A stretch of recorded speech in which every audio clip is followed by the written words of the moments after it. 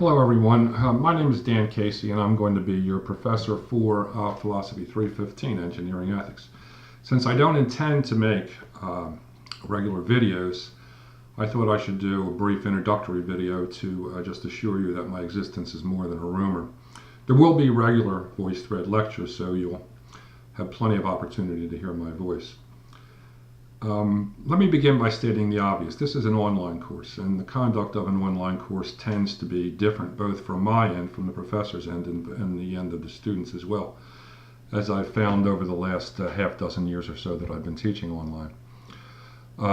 First, online courses tend, in the student's point of view, to lend themselves to binge viewing. That is, that you can slide by, and this is understandable, with minimum attention until it's time that a paper is due or a group presentation is due, or so forth. This is an understandable, and it goes along with the habit of binge viewing for television series or movies for that matter. However, having said that, attendance is required in this course, although at no particular time.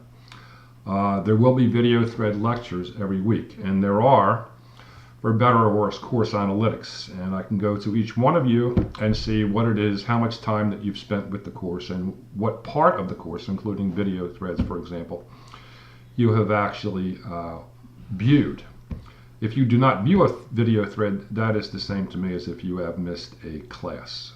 And so X number of classes indicates that the grade is going to be lowered, and we'll talk about that more fully as we go on. However, having said that, I will provide you with regular assignments. I'll talk about the assignments more in a minute, but very generally, they will consist of a test. National Society of Professional Engineers has a test which I will ask you to take.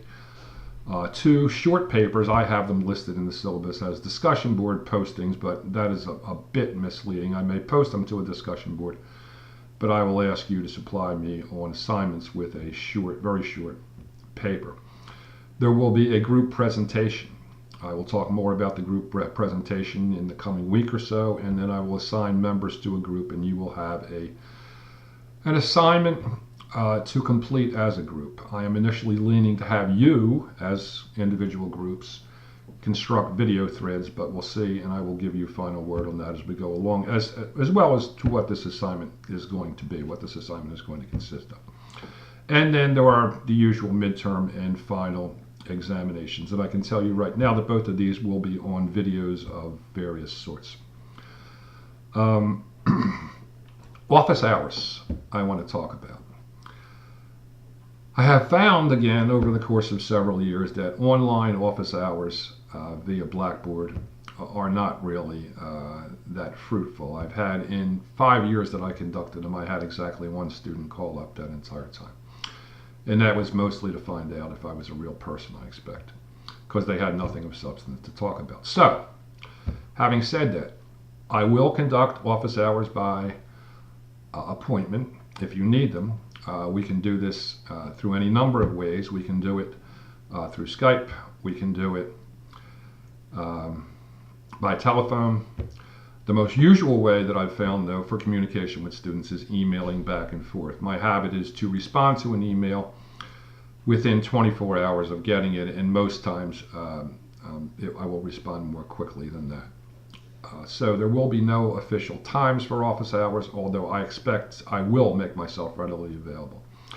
And what I want to do at this point, and then we'll put a wrap on the intro, is talk about the syllabus, go through the syllabus just a little bit. I'm not going to go through it blow by blow, and I'll just give you the highlights of it. The course description. This is a course in applied ethics, and it's being applied to your field, obviously, engineering ethics. Specifically, I say the professional ethics of engineering. After an introductory lecture on, I'm reading my own syllabus now, on the history of ethics, the course will combine both theory and casuistry, where casuistry, and I'll give you a link to explain casuistry, very simply put, is the study of cases. Engineering is rich with cases. I have given you a link to an online engineering site hosted by Texas A&M that houses over 500 engineering cases, and there are roughly 50 some, as I recall, that are listed in the back of our textbook, and a number of them are highlighted in the text as well, and I'll talk about the text briefly in just a bit. And they all they all examine ethical issues in the context of concrete or at least hypothetical case instances in engineering professions. Many of these are cautionary, things that have gone wrong: the Challenger explosion, the collapse of the Kansas City Hyatt walkway, the rear-end collisions with the Ford Pinto, and such. Engineering and its failures lends itself certainly to these sorts of case studies. And in addition, however, there are what we can call aspirational case studies, those in which engineers have improved the lot of mankind in one way or another, and certainly you will be in a position to do that. The sealed beam headlights is one thing that I can think of offhand. Engineers Without Borders, working to provide potable water in third world countries. And there are a number of other items on this list. So we'll be looking at these sorts of cases as we go along on a regular basis. The class is going to be asynchronous. There's not going to be any standard meeting time. In the past, I have had students who were in Israel, who were in Kuwait, who were actually in the Army in South Korea. It is impossible to get students together all at the same time in this manner. So I can't tell whether I have anybody who is in one of those positions, but certainly there's no need for a class meeting at a specified time. There will be regular assignments. So you're going to have 5 assignments, which will keep you busy every couple of weeks anyway. What you're supposed to do in terms of the course objectives, I'll allow you to look at that. Just briefly going through the topics. The first week, and this information is already posted, we'll look at professional ethics, the engineer's responsibility, engineering and ethics, and primarily engineering as a profession. Does engineering qualify as a profession? In some respects it does, but some of the best engineers have not even been college graduates or with engineering degrees. That is, like, for example, Thomas Edison. It is in certain respects like medicine and law as a profession. In other respects it is not. You can be a cog in a corporation as an engineer just as likely as you can be a consulting engineer or an inventive engineer. There are other types of engineers as well. We'll look at the first week. We're going to look at the notes on the history of ethics, my notes on the history of ethics. That's important because that will set up week 2, and I want to make sure that you look at that. Listen to more than look at that particular video thread. I posted 2 video threads for the first week. In that thread, I present only 4 slides, but I talk about philosophers in those slides, the 3 that are studied in our text, and those are John Stuart Mill and Utilitarianism, Immanuel Kant and Respect for Persons, and more recently in the last edition, and then again in a new edition which has just come out in January in this year, just in January, Aristotle and virtue ethics. So I talk about each one of those, and then at the end of that voice thread, in the last half dozen pages, I leave the text of my comments available to you without voiceover so that you can read them if you care to do it that way. So week 1, we look at engineering as a profession. Week 2, we begin to look at ethics, framing and resolving problems in ethics. That's why the notes on ethics video thread for the first week is important, so you have some sort of theoretical background for week 2, where we look directly at what is called the toolkit in the most recent edition, the 5th edition of our text, the ethical toolkit. In the previous edition, the 4th edition, which you can also use, by the way, it was divided into 2 chapters, one framing and the other resolving problems. Week 3, we look at responsibility in engineering. What sort of standards are there? And the important idea here is the standard of care. That is a very important idea in engineering ethics, and we'll spend some time talking about that. And also some of the problems, like the problem of many hands in engineering. It's not only a problem peculiar to engineering, but certainly it enters there.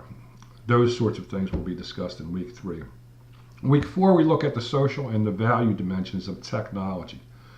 What is the nature of technology? Engineers are closely tied to technology. It's socially embedded, it's part of human experience and social policy.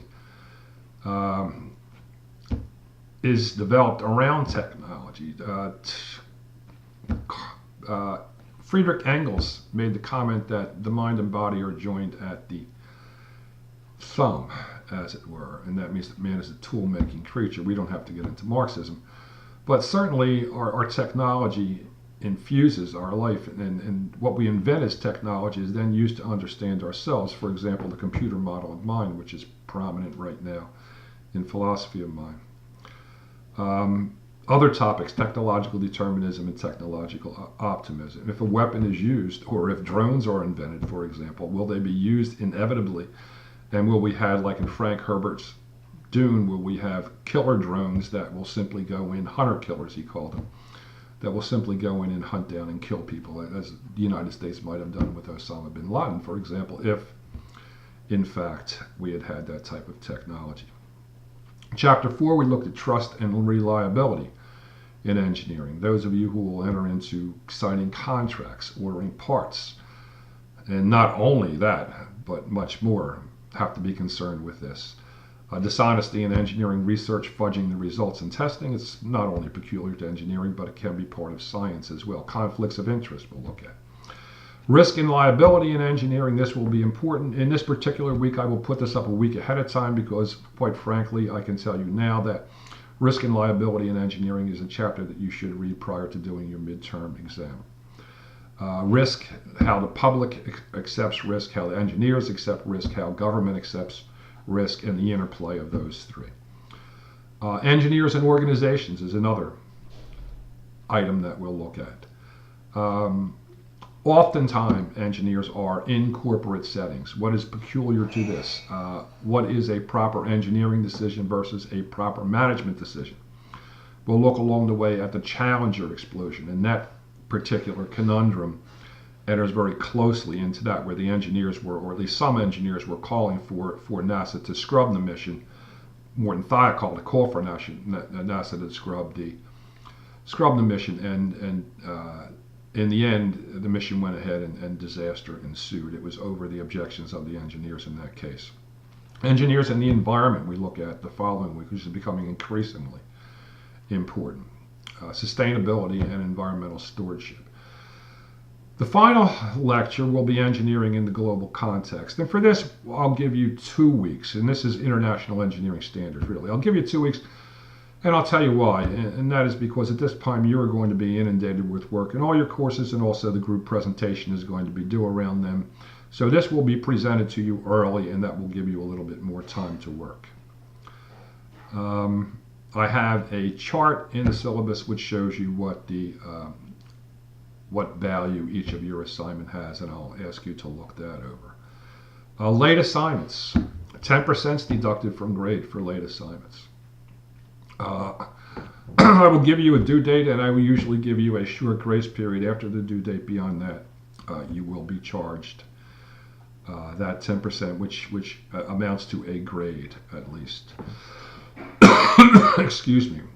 That's about all that I have right now. I want to show you the text.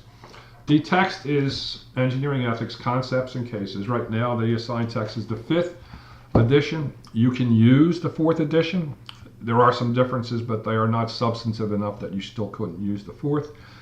The 6th edition is out now, and I think at that time, although it will be not this term, I will revamp the entire course in light of reviewing the 6th edition of the text, which I have not read yet because I just received it a short while ago. So I have nothing further to say at the time. Feel free to contact me with any questions. I hope you all do as well as you possibly can in this course, and I hope that you pay attention. You're young. You should still have a lot of attention left to pay. I'm a bit older, so I only pay attention in selected circumstances. I try not, for example, to listen to my wife for too long a period of time. And I'll leave you with that particular thought.